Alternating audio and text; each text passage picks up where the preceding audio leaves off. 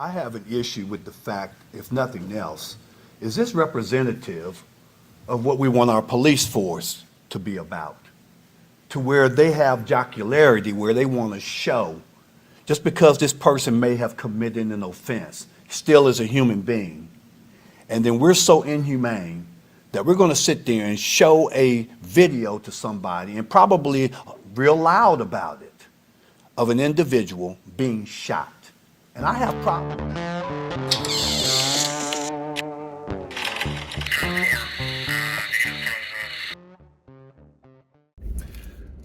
Alright guys, so for today's video, we're going to the cheap route today. We're doing the video introduction in the truck. I'm pretty sure I've seen this video enough and I know the topic enough that I can talk about it without having to have it in front of me. So I'm just going to do a short intro and then I'm going to let you guys have at it. The video for today is another one of those videos from the Civilian Review Board, and this particular one is about a complaint made about an officer, and the complaint was filed by a nurse at Grant Hospital. So the nature of this complaint was that a couple of officers were on guard duty. They were guarding a person who had been shot, and I'm assuming he had been shot by the police. And for one reason or another, the officers decided to show the nurse video of the patient being shot. That's why I'm pretty sure it was a dude who was shot by the police, because in the complaint it said the officers showed the nurse a YouTube video of the patient being shot. After being shown that video, the nurse thought that maybe that was inappropriate. She wasn't comfortable with the video that was shown to her, so she filed a complaint saying that she believed it was unprofessional for the officers to show her that video while the patient was in earshot. You know, they played it loud enough that the patient could have heard the video as it was being played to her, so she called and filed a complaint. Now, the thing that makes this one interesting is that the Office of the Inspector General did their investigation and they exonerated the officers. They said, you know what, this is one where there's no rules against this. The officers did not violate the code of conduct, any rules that they could find, so they exonerated the officers. The Civilian Review Board disagreed, and they had this like incredible amount of righteous indignation in their disagreement with this, and they are demanding that something be done about these officers, that the officers be retrained, that a new rule be put in place, you know, something to that effect. They went and argued about this incident for 40 minutes. Their meetings are usually 2.5 to 3 hours, and they wasted 40 minutes talking about this incident. Now, this is one of those things too where this is one of those things that the Civilian Review Board needs to learn their place, and they need to learn their actual role in all of these things, because this is one of those things where, you know, you can't punish a police officer for doing something that wasn't against the rules unless there was some like super duper egregious thing that he did, you know, like I don't know. It's not, use your imagination. So if there's no rule that the officers broke, they can't be punished. The Civilian Review Board doesn't understand how they're supposed to handle these. Now, here is the way it would have happened before the Civilian Review Board existed, when these things just went to internal affairs. The nurse would have called in, filed a complaint against the officers for showing the video. Internal affairs would have had their investigation. They would have found that the officers did not break any rules, but they would probably make an annotation that say, you know, well, they didn't break any rules, this nurse was uncomfortable, and maybe the officers should consider, you know, this type of thing in the future.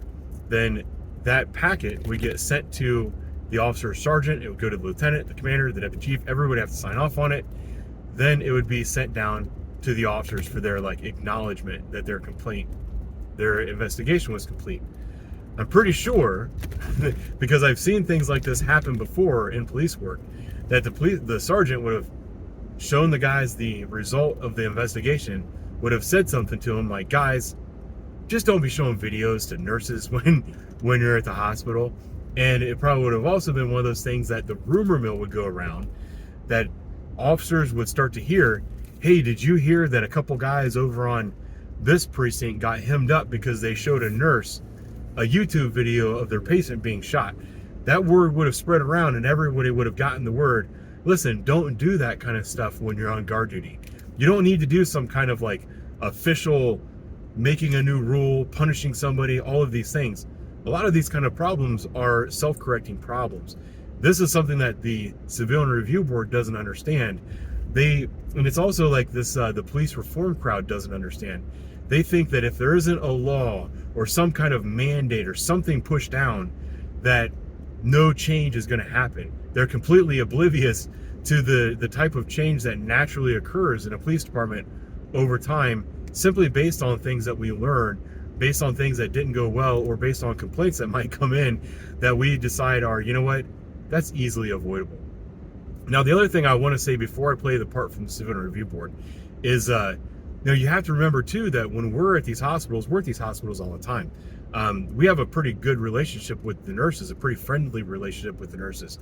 They're friendly with us, we're friendly with them. You hear all the stories about nurses banging police officers banging nurses. If you're a police officer and your wife is not a nurse or a teacher, you're probably going to get divorced and marry a wife or a teacher or a nurse. My wife is a teacher. But we're friendly with these folks, and we might show them videos of us doing things at work. That's a very normal thing. So this complaint and the Civilian Review Board's reaction to it is just so blown out of proportion. I found it hilarious. I told you they argued about it for 40 minutes. I'm not going to make you watch 40 minutes of the Civilian Review Board arguing. Just know it was 40 minutes of arguing, and I'm going to edit out just so you can see the best bits, as well as the statements from the nurse and the officers, or at least a summary of their statements from the guy who did the investigation in this case. So without further ado, here's the Civilian Review Board being stupid, doing what they do best. I'm out here. I'll talk to you guys next time. Case is a reminder that a CPD officer was on guard duty with a patient under arrest at Grant Medical Center. The complaint alleged that an officer showed a nurse a video that had been posted on YouTube of the patient being shot. He alleged that the nurse believed the video was too loud and the officer showing the video too close in proximity to the patient. The nurse indicated it was inappropriate as the patient had just gone through a traumatic experience and shouldn't have to relive it. It was further alleged that the call button was moved across the room and away from the patient, which the nurse believed was unsafe. The Inspector General reviewed this, investigated and followed up with a statement from the nurse, and also interviewed both officers that were assigned to guard duty for this assignment. And the recommendation in this case was that both allegations be closed with a finding of exonerated. However, our review committee, we disagreed with that particular recommendation regarding allegation one. And allegation one in this case was the officer showing a complainant a YouTube video of the patient being shot, which he believed was inappropriate.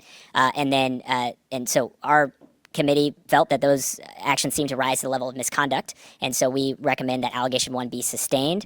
And the allegation two, we agreed with that finding of exonerated in that situation, but that was our recommendation. From there, based on the conversation we had, we could either make the decision to just disagree with the IG's office or have further investigation into this process, but we kind of left it there towards the end of that last meeting. And so I don't know if there's additional follow-up or what we should do as it relates to that. And the reason I say this is because we did, thank you so much to the chair. We did look at the case, and what we did was trying to look at some other policies that would dictate the officer's actions while they're on duty. There is no other policy, and the officer's actions did not violate a policy, which is why, our findings was that it was exonerated. And what I will tell you is anytime there's findings that the board has that's different than the IG's, that is attached to the report, and it does go over to the it is turned over and it goes to the chief. And it's still a process, because the chief, when the reports go over, they go through the chain of command. The chain of command will look at the investigations. Again, they look at their policy and procedure, and they'll either come back and say that they either confer or not confer, and they quote whatever policy and procedure they feel is a violation. There's still a process, so we don't really know what the finding is on a lot of things that will be done, which is why I haven't had a chance to report that to the board. But For us, we did not find a policy in which the officer's actions would have violated. So for us, we would still stand with the fact that we did not find that his actions violated a CPD policy. So so this wouldn't be misconduct of any sort or violation of police rule? Because I guess at what level do the same actions, could the same actions be determined to rise to the level of misconduct? It's, that's where I'm kind of trying to get an understanding of, in this instance, officer shows a video of, What did you base this on? The Rule 2? Or what? well, that was what we were trying to figure out, but and whether or not this, this is a violation of one of the rules, and what we're hearing here is that you all could not necessarily determine that this would be a particular violation of misconduct or something of that level, and I was just trying to get some more details as to how, in this instance, showing a video to, somebody who felt that it was inappropriate with the victim nearby doesn't rise to some sort of level of misconduct. That was just the question that we had, because it seems to rise to that level. And so what were the determinations that went into it? Because that seems like it could be a relatively subjective interpretation of it. It seems to be, which is again why trying to get a sense of how CPD would handle a particular instance in this case. Well, I think, and the investigator is actually here, so he could speak on it, but I believe the issue was that when the officer showed the video to the nurse, she never said that she was offended. Had she, he showed her the video and she said, I don't want to show this, I'm offended, and the officer proceeded to do that, then we can take some action. The officer, based on the investigation, showed the person, and they admitted that they didn't say anything. They filed the complaint afterwards, saying that they felt that, him showing the video. And thank you for that. I'll speak to that a little bit. I mean, I do think that the notion that they may not have said it was inappropriate, but they did file a complaint, or somebody filed a complaint, and whatever the dynamics may be for somebody, they feel like they can tell somebody who's in uniform, here's what I'm showing you, whether or not they feel that's inappropriate in the moment. The process here exists to provide people the opportunity, if they feel that there's a violation, to file a complaint. And in this particular instance, they've indicated that they were inappropriate. So the notion of whether or not that individual said this is inappropriate, to me, I don't think is dispositive as to the actual conduct of showing a video. Whether, even the person's like, oh, great, thanks for showing me the video. Whether or not that happens, the fact is that, which they didn't, they felt it was inappropriate. And on top of it, just the action of showing a video of somebody being shot and they're right over there seems to be some sort of violation. And if it is not a violation, if there's not a policy that exists, it would be my recommendation that there is some sort of policy to address this situation, because I don't think we want to have a practice in which folks are able to walk around and show videos of people getting shot and saying there's no sort of misconduct for that. So that is just my thought, and so I believe that this rises to the level of misconduct. And then Pastor Tatum, go for it. I have an issue with the fact, if nothing else, is this representative of what we want our police force to be about? To where they have jocularity, where they want to show, just because this person may have committed an offense, still is a human being. And then we're so inhumane that we're going to sit there and show a video to somebody, and probably real loud about it, of an individual being shot. And I have problems with that. And I don't care whether there's a policy or not. We need to have a policy developed to deal with that. Because to me, it seems like general rules should say, you shouldn't do stuff like that. That'd be like me as a pastor, somebody telling me, their personal, most shameful business. And I'm sitting up there having a conversation with you about it, and they're right over there. To me, that's terrible. That's just downright terrible. Question, because I don't know all the details of the case, but I'm curious, and y'all just go with me here. But I'm curious to know, was there a particular reason why the officer showed the video to the nurse? Because I was wondering, the nurse works in the medical field, the victim is over there. Was the officer trying to say, hey, this is what happened, this is how the bullet entered, this is where it perhaps exited? And what was his disposition? Was it joking, like, hey, look here, this is what happened, or was it serious? The other thing I'm curious about is, and it goes to why the nurse may have provided the report after the fact, is because it's a police officer. An officer is in a position of authority. So if they say, here's the video, look at this, most people are going to listen to what that officer says. And so even if it makes them feel a little uncomfortable, which probably then goes to why the report may have been filed after the fact. But I am just curious for, perhaps if you did an interview or something like that, was there any type of explanation as to why? Because, it is a nurse. So, I sit on the board at Grant. I know sometimes they want that information, so that's why I'm curious to know. Yes, ma'am. To answer that question, the officer did talk about that in his statement, not as succinctly as you put it. Essentially, his reasoning for showing the nurse that video was he wanted to show her the circumstances surrounding the incident that had him in the hospital in the first place, why the officers were there. That was the reason he provided for showing that video. So the findings that we have are based very, very directly on the literal interpretations of these policies, and to the point that you made earlier, nobody in our office would be offended if you were to disagree with anything that we wrote. This is just the findings that we have based on the literal interpretation of what we've been able to uncover. So, Mr. Hurler, so this was not an aha moment for the officer from your evaluation? No, ma'am. And the nurse, did she have an understanding of what was going on here, of why the officer was showing her, I mean, from what you gathered? She didn't say that she had the same understanding as the officer gave me. She did tell me when I did the statement with her, she did not stop him from showing the video. She didn't interject or say anything about the video being loud or that it wasn't inappropriate in any way. So she didn't indicate one way or the other. She also didn't indicate one way or another whether she understood that after the fact, what the officer's intent was showing her the video. As one of the newest board members right here, one of the purposes that I remember that the board was formed is to basically the actions of the police officers taken against citizens, right? And maybe in this case it's not violation on any policy or procedure, but clearly someone who has trained in working in trauma base, maybe the actions of the police officer was inappropriate. So I think that we need to review the inappropriateness of the police officers showing the video. And then one of the things that we need to recommend to as well is training to the police officers. It is not just about policies and procedures, but it's about the police officer to have a appropriateness in that individual wearing the uniform. So and again we hear and we hear because the trauma that the civilians are being faced by the police officers.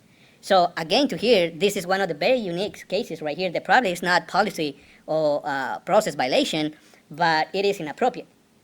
So what are we going to do to make sure, that the police officers and the entire police force have and receive more training so we can avoid this type of cases of inappropriateness against citizens? To be able to say to the board, again, you're all talking, so you're answering your own questions. This is very new. We've already signed off, the board has signed off, that process has went through to the chief. They have to go through the chain of command. Those reports are slowly coming back to our office, so we're able to see what the findings are. Some of the findings are stating that they confer with us. Some of them are stating that they don't confer. Some of the terminology versus unfounded versus exonerated, they're twisting I won't say they're twisting, their definition might be a little bit different, but they're not saying that the investigation was incomplete. They're just wording it a little bit different. And we do have a couple of cases where we have recommended sustained and they concur. So we're not sure where the disciplinary process is on the ones that are sustained because it is new and it does have a process. And I have talked to the chief and we do meet. So we're going to be looking at the ones that she wants to be able to see, the ones that we have submitted, and the ones that the chain of command has investigated. Are the findings the same or not? So we're kind of working on me giving her a spreadsheet so she'll be able to see what our findings are and it compares it. So again, it's still very new. Everything is still working. It's still being worked out. I have talked to her. Once they make a decision, if there's something is sustained and some type of disciplinary action is going to take place, we will be having communication. She is aware that I would like to know what that looks like. Was disciplinary action rendered? Was there a grievance? But again, it's a process, just like the board being appointed and having that process of reviewing investigations. It's the same thing going through CPD now. So there is something being done, just so that you are aware, but it's just a process. And what I will say is whatever the findings the board has, when we send a letter over to the chief is aware of that. We say, hey, this report is maybe what our findings are. Anything that the board recommends additional is added to that so that they're able to see all of that information. All of that goes to the chief. But again, it is a process that does have to go through, and she will be the first to tell you, I'm sure that Tierra will say the same thing. Whatever the recommendations are, all of that is based on policy and procedure. It's also based on a collective bargaining agreement as to whether or not, disciplinary actions can even be brought. But it's still a process, but just letting you know, everything is occurring. Update. So some of these things, we're repeating ourselves a bit.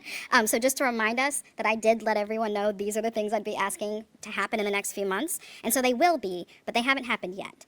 And so if if you all want to make a recommendation on this case, I'd say do it, because I don't know that we're going to get any forward movement unless we actually make a motion for it. So I'm fine for us to move this along. It would also be my recommendation for the city or some entity figuring out a way for us to track this in a public database that anybody, any resident can have access to, so that they can track, similar to what's happening in the IG's office, but anybody can have access to, so they can track what is happening with each case, each recommendation, and what the status of that particular case is. And so, happy to move ahead with this, but again, I worry that we're just going to keep doing this without having any sense of what we're even recommending.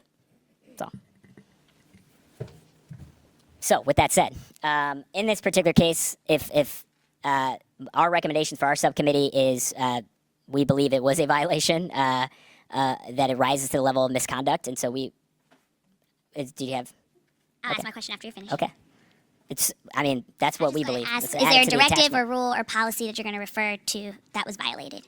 I think whether we've talked about work rule, we've talked about the some violation of misconduct in this particular instance. I think the policy itself that was potentially the subject was the misconduct policy. But again, you all made the determination that it didn't rise to the level. Was that what I'm hearing? That it didn't rise to the level? Well, what is it that you mean when you say the misconduct policy? Are you talking about a specific one? Yeah. So Right. I just want to make sure you're clear on which one. yeah. So in that instance, if somebody is showing it in this particular case, showing somebody getting shot or somebody getting shot to the nurse, and then you all highlighted one of the policies. I'm trying to pull up the exact one.